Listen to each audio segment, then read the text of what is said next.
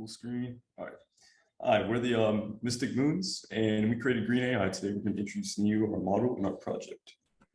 So our first slide is, actually, I'm going to be handing over to Clara.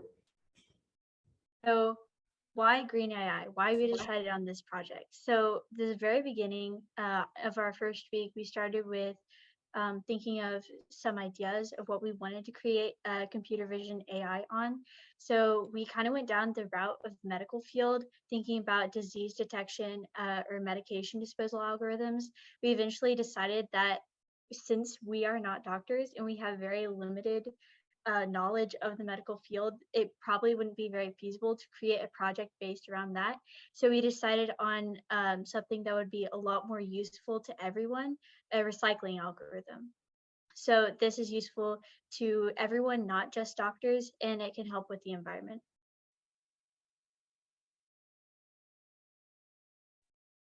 So what is GreenAI and how does it work? So essentially the user can input a picture of a material they might be wondering of how to dispose of or what they would do to dispose of it. And then our AI model would detect the material of the object into one of our 4 selections, which would be paper, glass, metal, or plastic. And then based on whatever material the AI detects, it will give information about the material and how to correctly dispose or recycle of it. Alrighty, so biggest question, why do we need GreenAI?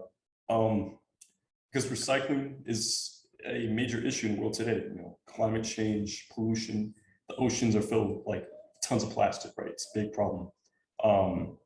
And what comes with that is material contamination. So when you mix recycled materials, it actually increased the cost of recycling by 40%, actually reduces the value of recycled plastic by 50% or more, which is huge revenue loss to the actual recycling industry, which is needed to prevent pollution. And actually, according to a survey conducted by the Recycling Partnership, actually 65% of residents in the United States indicated that they wanted actually more information about what can and cannot be recycled. And here's another infographic based on recycling based on region. In Europe, 39% of people actually recycle. In North America, 32% of people have been recycling since 1960. In Asia, 50% of people recycle in Asia.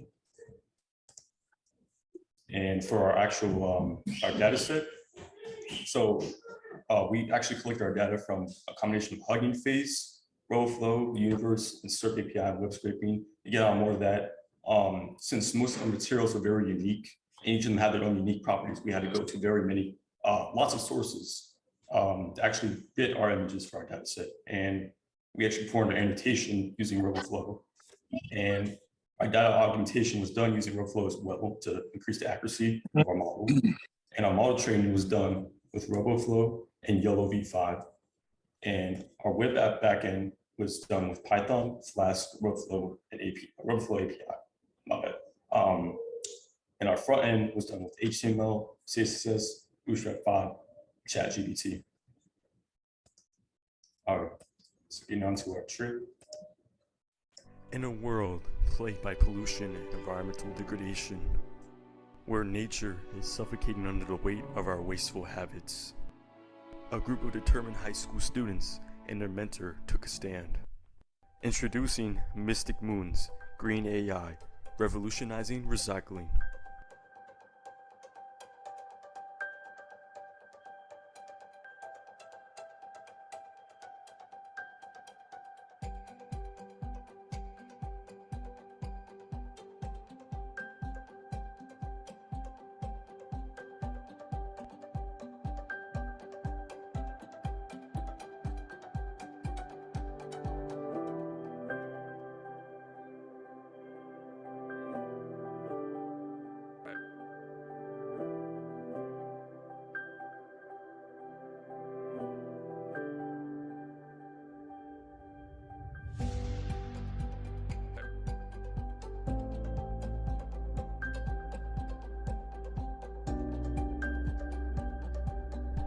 Coming to you using cutting-edge machine learning technology. In a world plagued. You want to do a video? So now we're actually going to get on to our first version of our GreenAI computer vision classification model. This was done with RoboFlow, single label classification. To get on the details, so our data set actually consisted of 5 material classes: paper, plastic, metal, compost, five material classes. And we had 10 recycling code classes. And unfortunately, because of our sources, we didn't have enough data to actually make it more accurate. And we actually had one do not recyclable class. But once again, this was inaccurate. It was unreliable data. It was taken away from our valid data, which made our accuracy go down once again.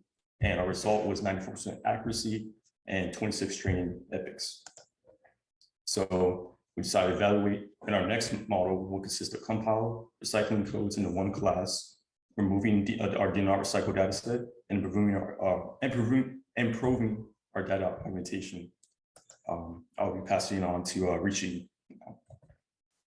Yeah, so for version 2 of our model, we used single label classification, just like version 1.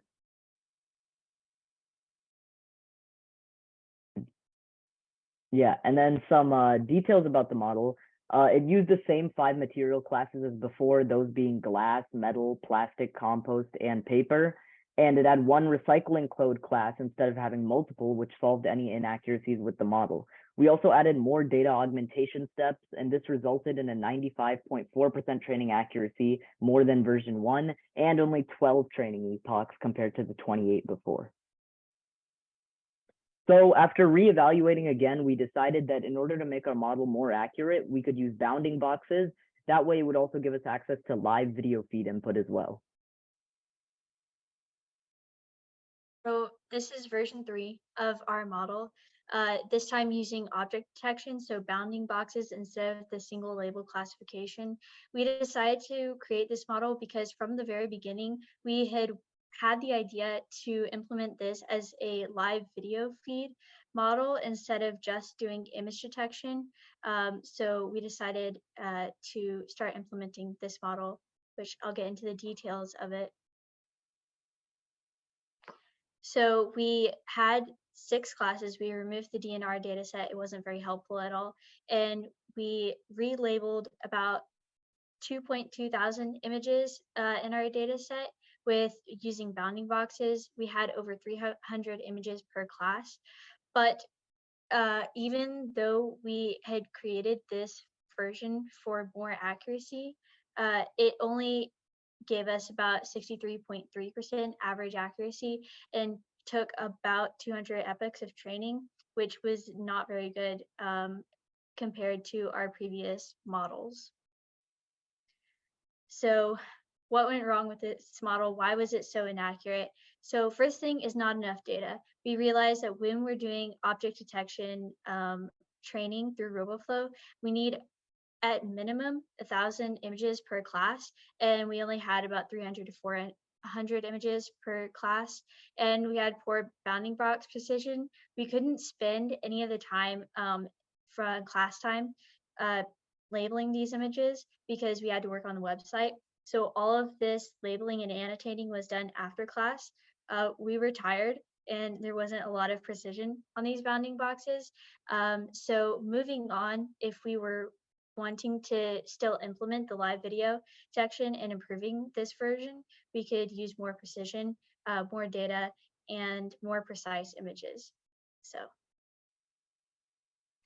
this is wise words from our instructor. All right, great way to about every week. A quote is a good way to start off the presentation of our website, which I will now be doing. So welcome to the GreenAI website. Include a small description talking about who we are, our purpose, our goal, and once again, we're going to get more into details. And this explains, once again, more details about how we built our website. So, our project was built for the purpose of learning AI, experimenting with computer vision. And like I said, it's a simple web app hosted on Replit that uses a RoboFlow classification model. And through the RoboFlow API, classify images in 6 different recycle categories: plastic, metal, paper, glass, compost, and recycling codes.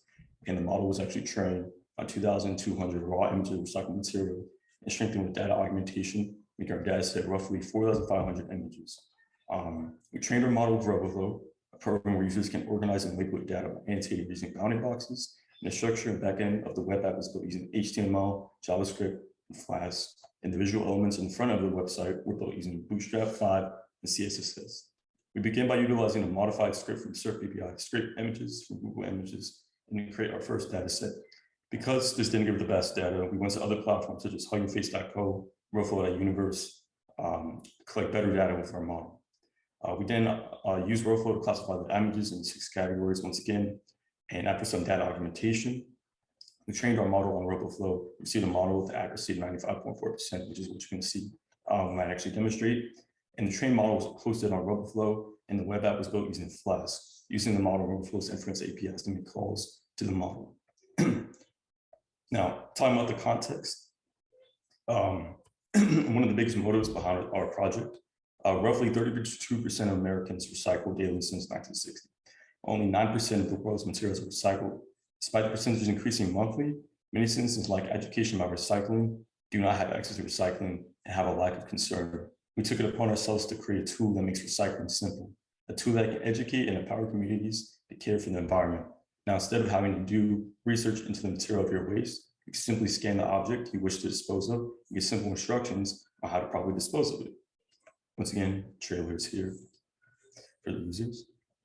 Before we get on the demonstration, I'd like to show our team, Clara Kelly, me, Jack Zhong, Joshua Kokes, Rishi Madhavan, and our teacher, Ashish, which 3 people were not here, able to make it today.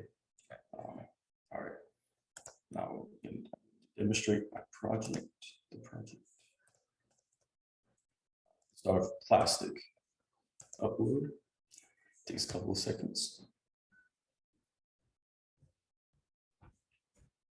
Alrighty, so it gives you an explanation and it gives you a percentage of how confident we are of what your material is. And it shows you the color of the recycling bin, which you want you to dispose the item of. So it gives you instructions on how to recycle plastic. It's a local curbside, located curbside recycling center in your area, located dark blue recycling bin to dispose your plastic. Or view the recycling code in your item for more directions on how to dispose your plastic, which I'll get on that one later. Gives you a list of common plastic items, gives you advice to actually make sure to follow your local recycling guidelines, which you get from your local waste management center. Contact them for guidelines. And we have a fact: plastic takes more than 450 years to decompose, if you didn't know that. Another helpful resource that we embedded a website called Earth 911. And here you can actually search. You can enter in the material or your item. You can actually enter your zip code. It'll give you instructions, and it'll give you a recycling center near you to drop that off. All right. So if the user wants to learn more, they can click here. It'll take you to a PDF that we designed. So plastic, learn more about plastic, right? It gives you the type of plastic based on recycling codes that you identify the material, 1 PET, 2 PHD, some examples of those, and step-by-step on how to actually dispose your material. And we also have additional links such as what is plastic, recycling labels, common plastic items, frequently asked questions, and some more fun facts because we love facts. All right. So I will get back to the website. And we also have our recycling codes too. So 1 PET, 2 PHD, those are some of the basic recycling codes that we have there. And we try again. So I would demonstrate it again this time with the recycling code, 2 HDPE. Oh. Okay.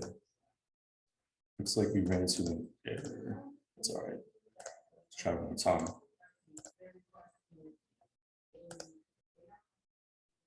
Oh, there we go. Okay. And my Replis is being a bit slow right now. Okay.